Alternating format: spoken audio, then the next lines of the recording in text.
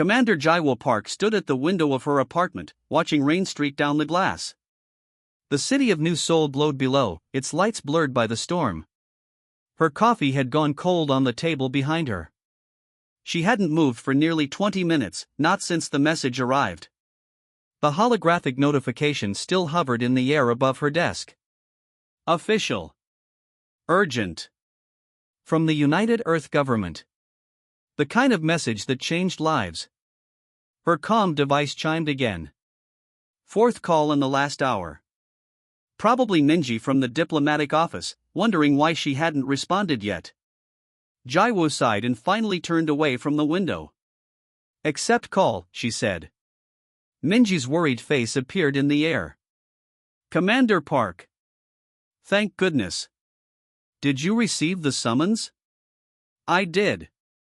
And? The council needs your answer. The Concordat representatives are waiting. Jaiwo picked up her cold coffee and took a sip, grimacing at the taste. They're asking me to defend our entire species, Ninji. To convince advanced alien civilizations that humans deserve a place among the stars. That's why they chose you. Your work on the Mars Peace Accords was entirely different. Those were human disputes. This is... Jaiwo gestured at the formal document floating before her. This is asking me to stand before beings who've been traveling between stars for thousands of years and convince them we're not dangerous children. The Galactic Concordat had made contact with Earth only 18 months ago, shortly after humans had successfully tested their first faster-than-light drive. The aliens had arrived in massive ships, representatives of 27 different species, all members of an interstellar alliance that governed most of the known galaxy. At first, people celebrated. Humanity wasn't alone. Then came the growing realization, the Concordat wasn't offering friendship. They were conducting an assessment. Minji's voice softened. Jaiwo, I know it's overwhelming. But the transport leaves in 6 hours, and you need to be on it. Jaiwo closed her eyes. She thought of her family, her father in the countryside, her brother and his children. She thought of all the families across Earth, looking up at the stars with new understanding of how small they truly were. I'll be ready, she said finally. The diplomatic vessel Harmony waited at the orbital station, sleek and silver against Earth's blue curve. Jaiwo arrived with only a small bag. She wouldn't need much where she was going. Captain Taeho Kim met her at the airlock. He was younger than she expected, with kind eyes that contrasted with his formal uniform. Commander Park, welcome aboard. Your quarters are prepared. He hesitated. It's an honor to transport Earth's representative to Nexus Prime. Thank you, Captain, Jaiwo replied, following him through the ship's gleaming corridors. How long until we reach the jump point? 4 hours to the edge of the solar system. Then the Concordat's jump technology will activate. They've modified our ship for the journey. The statement hung between them. Earth hadn't mastered instantaneous space travel yet. The aliens had installed the technology on the human vessel without sharing how it worked. One of many reminders of the power imbalance between Earth and the Concordat. Jaiwo's quarters were small but comfortable. A viewport showed Earth growing smaller as they ascended to higher orbit. She placed her hand against the cool glass, saying a silent goodbye. Her personal device chimed. A message from Director Hyun of the Diplomatic Corps, containing the full briefing files on the tribunal. Jaiwo settled onto the bed and opened them. The Galactic Tribunal had been convened only 12 times in the Concordat's 10,000-year history. Each time to determine whether a new species would be granted access to interstellar space or confined to their home system. 3 species had failed their tribunals. Their fate was listed as development containment, a polite term for quarantine, enforced by Concordat monitoring stations around their systems. A knock at her door interrupted her reading. A young crew member stood outside with a meal tray. Commander, Captain Kim thought you might be hungry. Jaiwo realized she hadn't eaten since yesterday. Thank you. The crew member lingered. Is it true, Commander? That the aliens might not let us leave our solar system if you don't convince them? Jaiwo saw the fear in the young woman's eyes. That's what the tribunal will decide. But we've overcome challenges before. After the crew member left, Jaiwo returned to the files. She studied the known members of the Concordat, the logical Valerians, the ancient Mazarians, the collective intelligence of the Quartz Dominion. Each had strengths humans could barely comprehend, technologies that seemed like magic. And each had voiced concerns about humanity. Hours passed as the harmony accelerated toward the edge of the solar system. Jaiwo was still reading when Captain Kim's voice came over the intercom. Commander Park, please come to the bridge. We're approaching the jump point. The bridge was a flurry of activity when she arrived. Through the main viewport, nothing but darkness and distant stars. Are we ready? She asked. Captain Kim nodded. The Concordat device has activated. We're receiving coordinates from Nexus Prime Station. A low hum filled the ship, building slowly. Lights flickered and dimmed. Captain, power fluctuations across all systems, called out a worried technician. Normal for jump preparation, Kim assured them, though his voice betrayed his own uncertainty. None of them had experienced this before. The humming grew louder. Jaiwo gripped a railing as the ship began to vibrate. Jump in 10 seconds, announced the navigation officer. Jaiwo looked at the faces around her, humans about to make their first leap between stars. Not through their own achievement, but as passengers on alien technology. 3, 2, 1. Reality shifted. Jaiwo felt stretched, compressed, turned inside out. For an instant that seemed eternal, she existed everywhere and nowhere. Then it was over.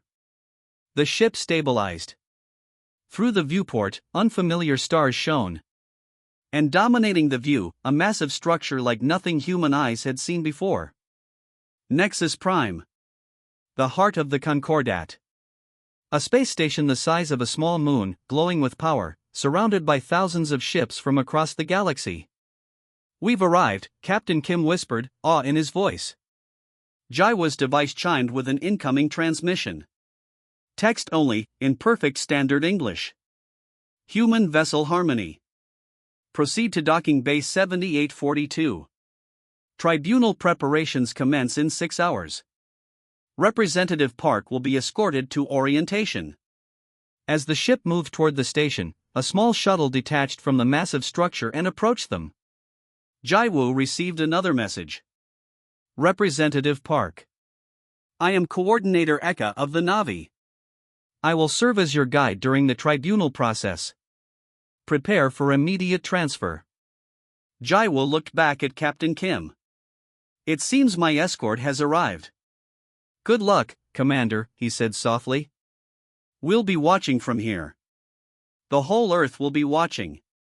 Jaiwo nodded, feeling the weight of 7 billion lives on her shoulders. In a few hours, she would stand before the most powerful beings in the galaxy and make the case for humanity's future among the stars. The fate of her species would depend on her words. The Nexus Prime Station hummed with strange energies that Jaiwo could feel through the soles of her boots. Her guide, Eka of the Navi, led her through corridors that seemed to shift and change.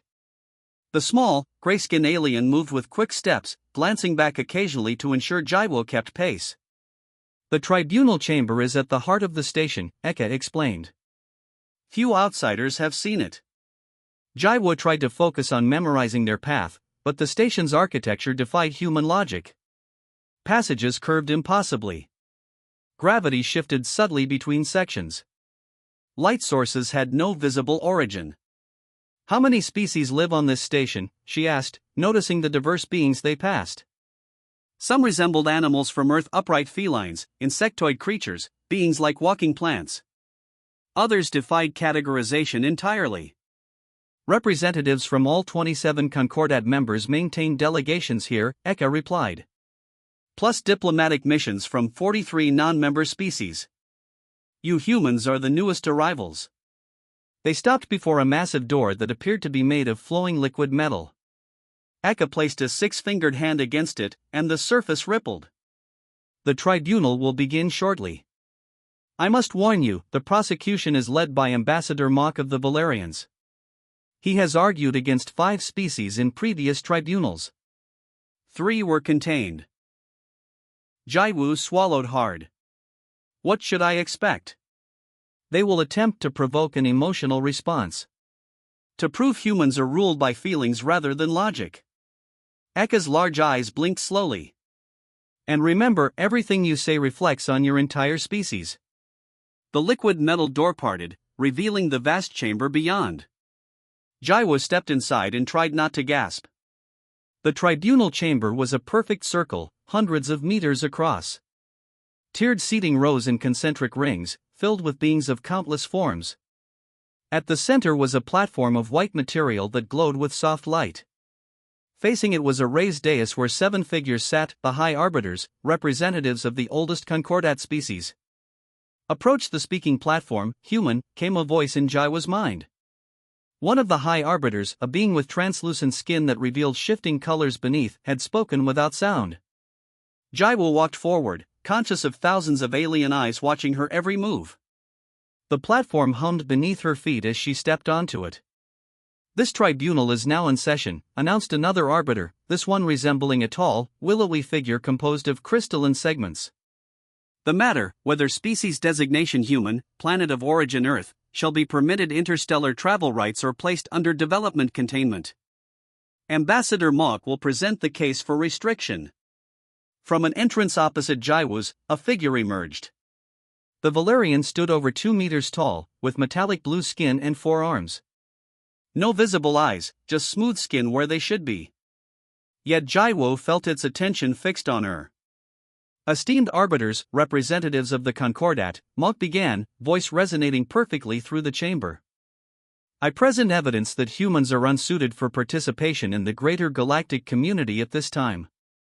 A holographic display appeared above the chamber, showing Earth from space. The image zoomed in, revealing cities, then conflicts, scenes of war, protest, environmental destruction. Since our observation probes began monitoring Earth 3 centuries ago, humans have engaged in 112 armed conflicts, Mok stated.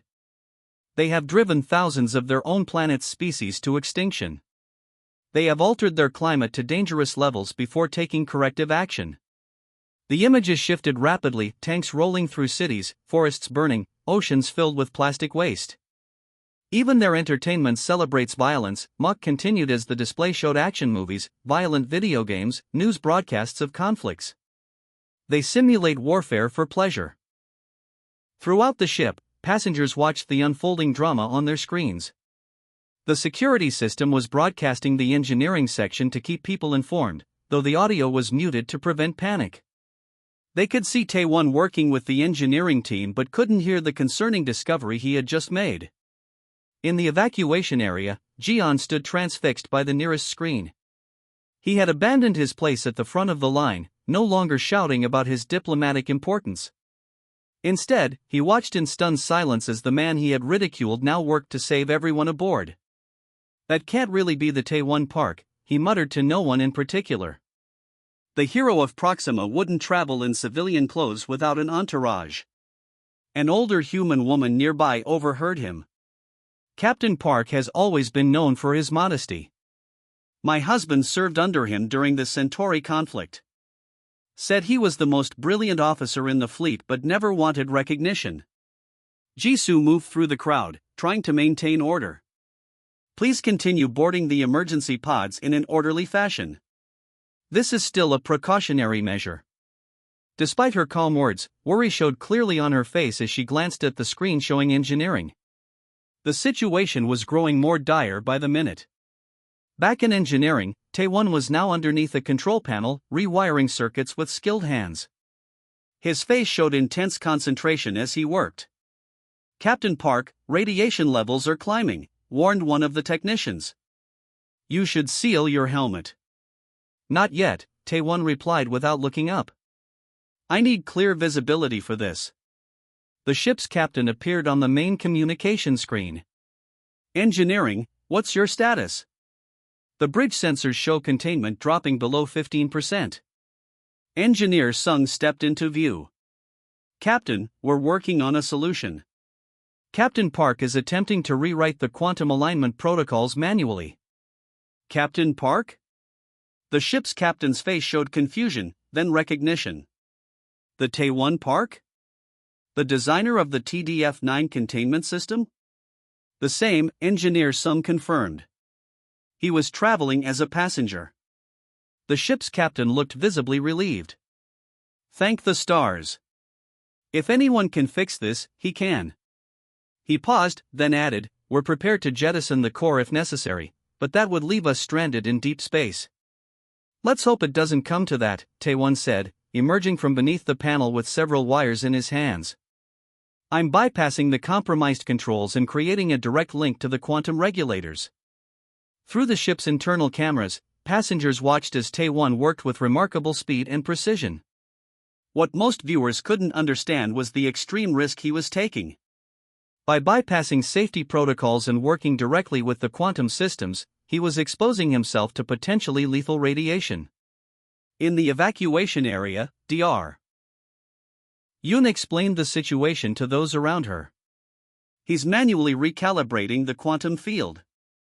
One wrong calculation and... She didn't finish the sentence. Jian, listening nearby, felt a growing sense of horror. But why would he take such a risk? Especially after. His voice trailed off, unable to complete the thought. After you treated him like dirt? Dr. Yin finished for him, her silver eyes cold. That's what heroes do, Representative Jian. They save people, even the ones who don't deserve it. The Arcturian diplomat had no response. He simply stared at the screen, his earlier arrogance replaced by shame. In engineering, the situation was reaching a critical point. Tae-won's hands moved with practiced precision as he connected the final circuits of his bypass system. Field alignment stabilizing at 12%, reported a technician. Still far below safe parameters, but the decline has stopped. Tae-won nodded, sweat visible on his forehead. Now we need to rebuild the field gradually. Too fast and we'll trigger another cascade. Radiation levels are exceeding safety parameters, warned Engineer Sung. Everyone needs to evacuate this section immediately. You should go, Tae-won agreed. I'll remain to monitor the rebuild. But sir, the radiation. I've been exposed to worse, Tae-won said with a small smile. During the Proxima campaign, I spent 3 days in a damaged shuttle with a leaking core. This is nothing by comparison. Throughout the ship, passengers and crew watched as the engineering team reluctantly evacuated, leaving only Tae-won behind. The screen showed him moving between control stations, making adjustments and checking readings as the containment field slowly strengthened. Containment at 20% and rising, came the automated announcement. Critical failure averted. A collective sigh of relief rippled through the evacuation area. People hugged each other, some crying with relief. Only Jian remained motionless, still watching the screen with an unreadable expression. Attention all passengers, came the captain's voice over the intercom. The containment crisis has been stabilized. While we will continue with evacuation procedures as a precaution, immediate danger has passed. This is thanks to the extraordinary efforts of Captain Tae-won Park, who happened to be traveling with us. Some of you may recognize that name. The screens throughout the ship switched to display Tae-won's military service record. Photos showed him receiving the highest honors from 3 different planetary governments. Text scrolled listing his achievements, the innovative containment systems he had designed, the lives he had saved during the Centauri conflict, his role in establishing peace with the Proximan coalition. Captain Park is the reason antimatter drive technology became safe enough for civilian use, the captain continued. Without his innovations, modern interstellar travel would not be possible. And today, he has saved this ship and everyone aboard.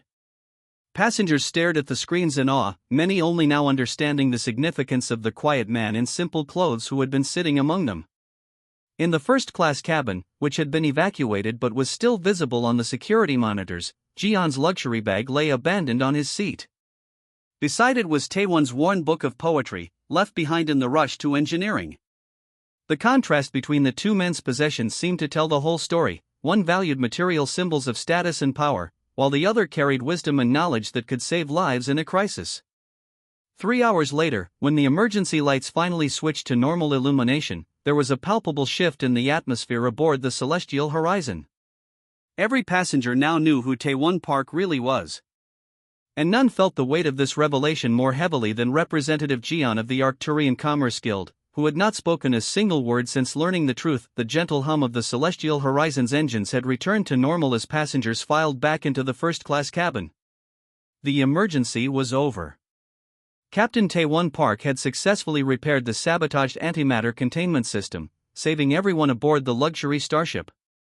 The evacuation had been cancelled, and the journey to Proxima Colony would continue as planned, though with heightened security as the crew investigated who might have tampered with the ship's systems. Most passengers returned to find their belongings exactly as they had left them during the evacuation. Taewon's worn poetry book still lay on his empty seat, while across the aisle, Jian's elaborate travel bag remained untouched. The Arcturian diplomat hesitated at the entrance to the cabin, his normally confident posture now stiff with discomfort. "Will Captain Park be returning to the passenger area?" Jian asked Jisoo in an unusually subdued voice. The flight attendant arranged fresh bedding in Taewon's pod. "Yes, after he's cleared by medical. The radiation exposure was significant, but the doctor says he'll be fine with treatment." Jian nodded and slowly made his way to his seat. The other first-class passengers watched him with undisguised disapproval. The arrogant diplomat who had demanded special treatment and insulted others now seemed diminished, avoiding eye contact with everyone. "I heard he directly connected himself to the quantum regulator circuit," whispered one of the business executives to his companion. "Could have killed him instantly if he made one wrong calculation." "My father served with him during the Proxima campaign," replied the other. Said Captain Park once held a containment breach closed with his bare hands while his team evacuated. Got third-degree burns all over his arms but never complained. Similar conversations took place throughout the cabin as passengers shared what they knew about the legendary captain. Stories of his heroism, his brilliant engineering innovations, and his modest refusal of fame circulated freely. 3 hours after the crisis ended, the cabin door slid open. Conversation immediately stopped as Taewon Park entered, now dressed in fresh but equally simple clothes. His hands were wrapped in medical bandages, and a slight redness on his face suggested radiation exposure, but he walked steadily. The ship's captain accompanied him, showing a level of respect rarely seen toward a passenger. "I want to personally thank you again, Captain Park," the ship's captain said, loud enough for everyone to hear. "Without your intervention, we would have lost the ship and everyone aboard." Taewon nodded politely. "Your engineering team was excellent. They would have found a solution even without my help." "That's generous of you to say, but we both know the truth." The ship's captain shook Taewon's bandaged hand carefully before departing. As Taewon made his way toward his seat, passengers rose to their feet spontaneously. Applause broke out, spreading through the cabin. Several people reached out to touch his arm or shoulder as he passed, murmuring thanks. Dr. Yun bowed deeply in the Proximan gesture of highest respect. Taewon acknowledged the applause with a small nod but seemed uncomfortable with the attention. When he reached his pod, he found it filled with small gifts, bottles of wine, boxes of premium chocolates, handwritten notes of gratitude. He moved these carefully to the side table and reclaimed his poetry book. Across the aisle, Jian remained seated, watching this procession with an unreadable expression. When the applause finally died down and others returned to their seats, an uncomfortable silence fell between the two men. The contrast could not have been more striking, the humble hero and the arrogant diplomat who had belittled him. Finally, Jian spoke, his voice lacking its usual imperious tone. "Captain Park, I wish to express my profound apologies for my earlier behavior. Had you known who I was, you would have treated me differently," Taewon finished calmly. "Perhaps the lesson is to treat everyone with respect, regardless of who you think they might be." Jian's blue skin darkened with embarrassment. "You are right, of course. My behavior was inexcusable." Jisoo approached with a tray holding a cup of tea for Taewon.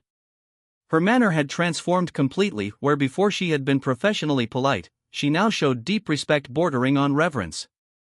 "Your tea, Captain Park," she said softly. The doctor recommended this blend to help with radiation exposure. Thank you, Jisoo, Taewon replied with a warm smile. After she left, Jian leaned forward slightly. I would like to make amends, Captain. The Arcturian Commerce Guild has significant resources. We could offer you. No need, Taewon interrupted gently. I require nothing. But surely there must be something I can do to compensate for my disrespect, Jian persisted. Taewon took a sip of tea before responding. If you wish to make amends, Representative Jian, perhaps consider how you treat those you believe have no power or status. Especially those who serve you. Jian fell silent, absorbing this suggestion. For perhaps the first time in his diplomatic career, the Arcturian found himself without a prepared response. The remainder of the journey proceeded peacefully. Taewon returned to his reading, though he was frequently interrupted by passengers wanting to express their gratitude or ask for his signature. He accommodated each request with patience and humility. Jian, meanwhile, underwent a visible transformation. The passengers and crew noticed with surprise that he no longer demanded special treatment. He thanked Jisoo when she brought his meals. When he accidentally dropped a datapad that was retrieved by a young crew member, he expressed genuine gratitude. Small changes, perhaps, but remarkable for someone who had previously behaved with such entitlement. On the final day of their journey, as the celestial horizon approached Proxima Colony, a small ceremony was held in the ship's main lounge. The captain presented Taewon with a crystal plaque commemorating his actions in saving the vessel. Though clearly uncomfortable with the recognition, Taewon accepted graciously. After the ceremony, as passengers mingled and enjoyed refreshments, a young Proximan child approached Taewon. The boy, no more than 7 years old, had silver eyes that shone with admiration as he held out a digital pad. Would you sign this, Captain Park? He asked shyly. My father says you saved his homeworld. He was just a baby during the Proxima campaign, but his parents told him stories about you. Taewon smiled genuinely and knelt to the child's level, taking the pad. What's your name, young man? Jean, the boy replied. I want to be an engineer like you when I grow up. That's an excellent choice, Jean, Taewon said as he signed the pad. The universe always needs more builders than destroyers. From across the lounge, Jian watched this interaction. Something in the Arcturian's expression had softened considerably since the beginning of their journey. When an assistant approached him with urgent messages from the Commerce Guild, Jian waved him away, his eyes still on Taewon and the child.